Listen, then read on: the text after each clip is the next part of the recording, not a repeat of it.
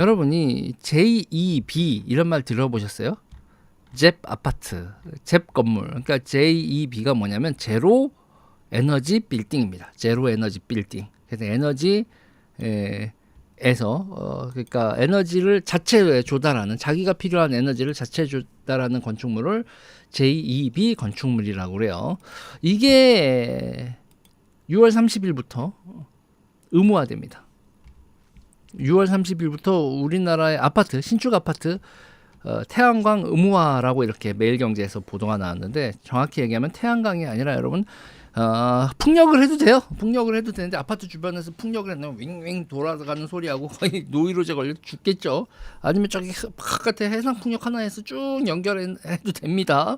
그래서 어쨌든 간에 제로 에너지 아파트를 해라. 그러니까 태양광이 현실적이니까 태양광 의무화하고도 똑같은 얘기가 될 수도 있습니다. 30일부터 친환경 주택 새 기준이 생겼다. 6월 30일부터 의무다. 이거는 뭐 이재명 정부에서 시작한 거는 아니고 그 전 정부에서도 계속 얘기가 나오다가 윤석열 정부에서는 그걸 유예를 했었어요. 유예. 1년 6개월을 유예를 했었던 건데, 그래서 이제 기사를 보시다 보면 2024년, 2025년 뭐 이런 시기에도 계속 보도가 나오고 있습니다. 뭐 보여드리면 이런 겁니다.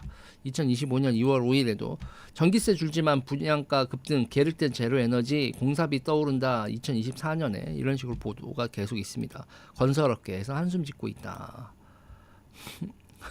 이렇게 비 오면 환장하는 거지. 자, 일단 이거에 대해서 그 설명을 해드리자면은, 일단 이 제로 에너지 건축물을 하기 위해서는 여러분 몇 가지를 해야 돼요. 일단은 패시브, 액티브, 신재생 에너지 이렇게 세 개로 구성되어 있다고 그래요. 패시브는 뭐냐면 여러분 단열이요, 단열, 고단열. 단열. 그러니까 이중창 기본적으로 해야겠죠. 그리고 자연 환기, 자연 채광 시스템을 갖춘다. 뭐 이렇게 에너지 돌려가지고 뭐 이렇게 모터 돌리고 환풍기 돌려가지고 이런 게 아니라 자연 채광, 자연 환기가 가능하게 하고, 그리고 옥상도 녹화를 해야 된다. 옥상을 녹화하면 탄소를 줄이잖아요. 거기다가 옥상 녹화, 그럼 옥상을 녹화라는 거야. 태양광을 깔라는 거야. 뭐 하라는 거야. 뭐 아무튼 알 수가 없는 얘기인데, 패시브 기술로 통해서 에너지 효율을 높이고, 액티브 기술은 뭐냐면요, 뭐 이런 그 스마트 계량기, 뭐 BMS, 뭐 HVAC 뭐 이런 얘기가 나오는데, 이건 이제 액티브 기술이라는 건 통제센터 만들어 가지고 전기가 뭐 그 낭비되고 있다 그러면 전원을 줄 끊고 뭐 이런 식으로 통제를 하면서 액티브 기술을 통해서 그 에너지 효율을 되게 높인다. 그러면서 고효율 냉난방 시스템. 그러니까 냉난방 시스템은 여러분 키는 거잖아요. 추우면 키고 더워도 키죠. 이렇게 냉난방 시스템 같은 건 액티브 시스템인데, 그 액티브 시스템을 효율적으로 한다. 조명도 다 LED로 바꾸는 건 이미 뭐 돼 있는 거고, 뭐 이렇게 하는 겁니다. 그 다음에 세 번째가 이제 신재생 생산, 태양광, 지열, 풍력 등으로 그렇게 생산한 에너지로 건물이 써서 그거를 2050년까지 건물이 쓰는 에너지는 건물이 알아서 생산한다. 발전소에서 에너지를 땡겨오는 게 아니라 자기 건물이 쓰는 에너지는 건물에서 알아서 한다. 이게 제로 건축물입니다. 그거를 아파트에도 적용한다. 그러니까 기존에 이제 공공 건물들, 공공 아파트는 적용이 되고 있었는데, 그런데 이번에 신축하는 6월 30일 이후로 신축하고 인허가 받는 민간 아파트들도 다 이거를 받아라. 이게 지금 대한민국의 정책입니다. 비 오는 날 이런 시간에 반갑습니다. 그렇죠, 이미경님? 자, 이렇게 되는데, 그러면 여러분 중요한 건 뭐냐면, 그러면 전기세가 안 나갈 거 아니에요. 좋죠. 전기세가 안 나가니까 좋습니다. 그러면 건설비가 얼마가 늘까 생각을 해야겠죠. 그래서 지금 현재로서는 이게 2050년까지 이제 완성을 하는 걸 목표로 삼고 있는데, 등급이 있어요. 1등급이 100%입니다. 에너지 잔립을 100% 하는 게 1등급이고요. 그 다음에 20%씩 받아서 1, 2, 3, 4, 5. 그래서 여기서 5등급은 20%에서 40%까지. 그러니 20%는 넘겨야 된다는 거거든요. 그래서 대한민국의 요번에 6월 30일 이후부터는 에너지 잔립률이 20%를 넘어야 됩니다. 5등급 이상이어야 돼요. 자, 그런 정책이 시행된다. 그러면 현장에서는 이게 어떤 반응이냐? 어떤 반응이냐? 저거 말도 안 되는 거고 건설비 엄청 올라라고 얘기를 합니다.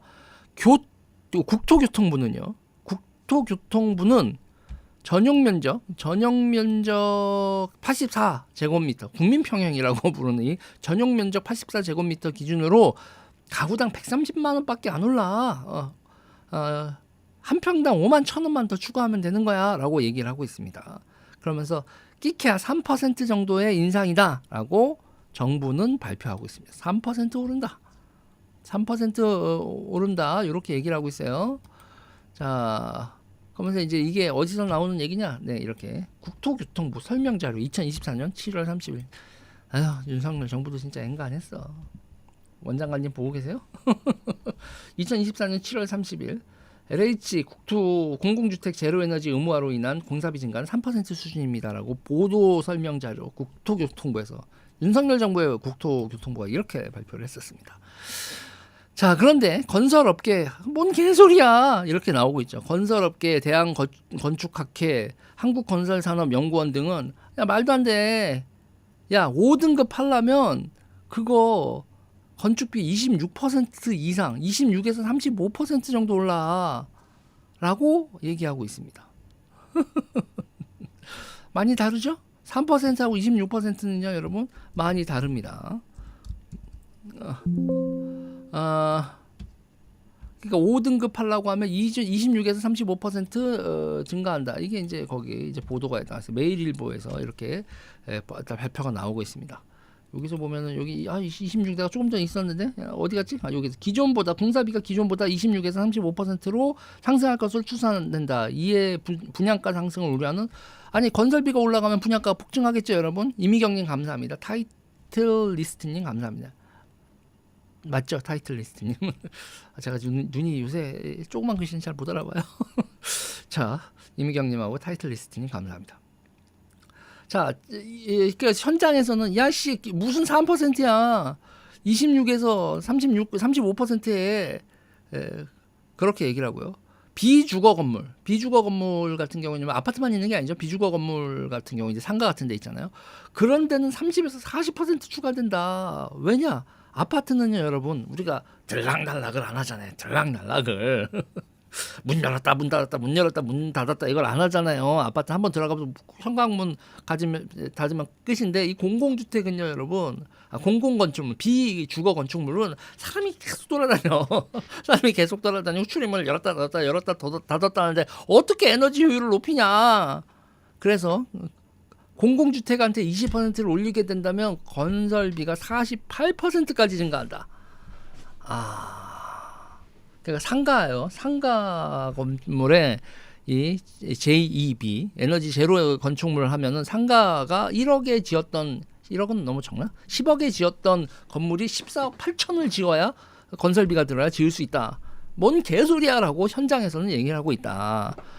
그리고 이거에 대해서 가장 비관적인 전망은 어디가 나오냐? 2배가 오른다. 2배가 오른다라고 얘기하는 분들도 있어요. 아니야, 저거 그냥 상가 건물이나 이런 데는 2배가 돼도 저거 20% 될까 말까야 아마 이런 얘기가 나온다. 그래서 정리해 드리자면 정부는 3% 올라. 야 이거 해봐야 3% 올라 걱정하지 마라고. 이거 윤석열 정부가 발표한 거야. 제가 요새 자주 말씀드리지만 이 정치에 있어서 좌우 자꾸 이렇게만 구분을 하면 여러분 이게 잘 보이지 않습니다. 윤석열 정부에서 이런 얘기를 했었고, 근데 윤석열 정부는 그나마 유예를 했다. 윤석열 정부 칭찬하는 거 이렇게 개소리를 했지만 그래 알았어. 이거 그러면 공공주택들에만 공공기관이 만드는 공공주택들에만 하고 민간은 일단은 유예할게 라고 윤석열 정부는 얘기를 했는데 이재명 정부는 6월 30일부터 아파트 고고싱 하겠다는 거예요. 자, 여론이 어떻게 되는지를 봐야 되겠는데, 근데 저는 이런 정책을 하는 것도 타이밍이라고 봐봐. 타이밍.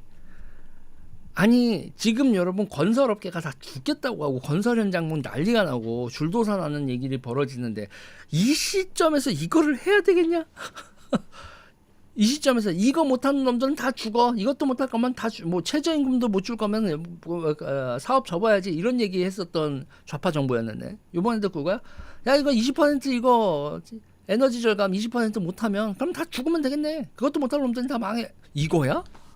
이거를 6월 30일부터 밀어붙이네. 지금 현재 상황이 이렇습니다.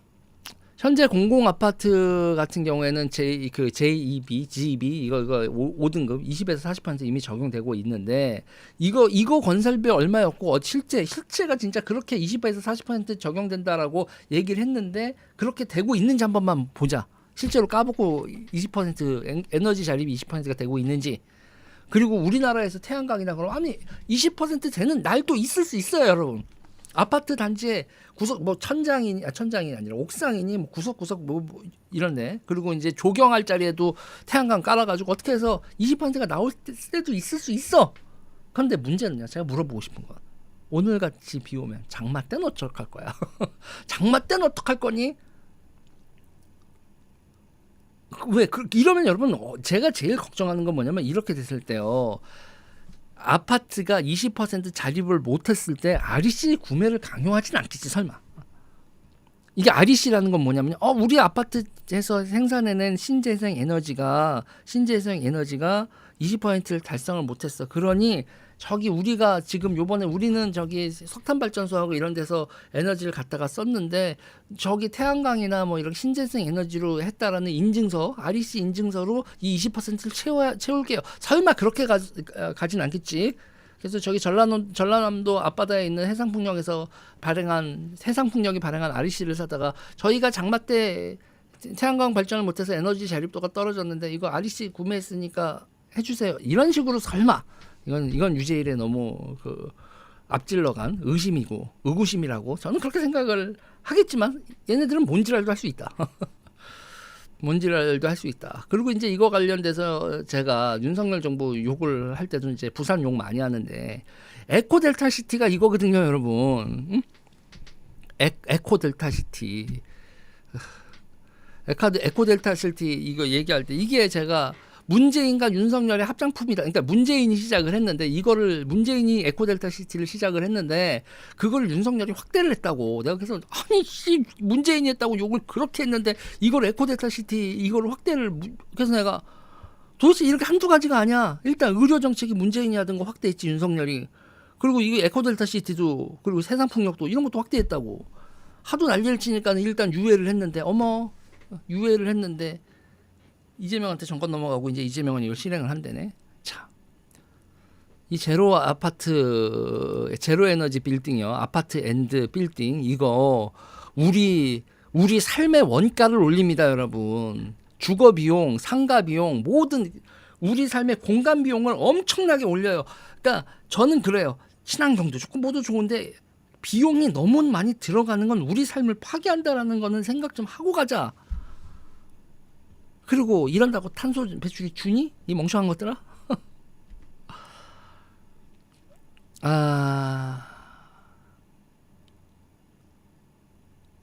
자, 여러분 이제 의무화가 됐다. 20% 5등급 제로 에너지 건축물 5등급이 의무가 됐습니다. 6월 30일부터 신규 아파트들. 야, 여러모로 아파트값이 오르는 건가? 아니면 올라도 감당이 안 되는 건가 모르겠네요. 이거 어떻게? 이거 에너지 경제에서 딱 제대로 뽑아놨고요. 공사비 또 오른다. 아니야, 3%밖에 안 올라. 아이고, 윤석열 정부의 교통부. 자, 우리의 삶과 직결된 얘기입니다. 삶과 직결된 얘기고 저는 이거와 관련돼서 친환경 좋아하다가 나라 기둥불이 뽑히고 있다. 이게 제 일관된 입장이죠. 여러분 어떻게 생각하세요? 여러분이 살고 계시는 그리고 살기를 또는 원하는 뭐 이런 우리의 가장 일반적인 주거 환경이 되는 아파트가 친환경 의무로 건축비가 올라가는 거. 그리고 우리의 상가들이 우리가 다니는 상가들이 이렇게 원가 구성이 올라가는 거. 어떻게 생각하십니까? 이 얘기 여기까지 하겠습니다.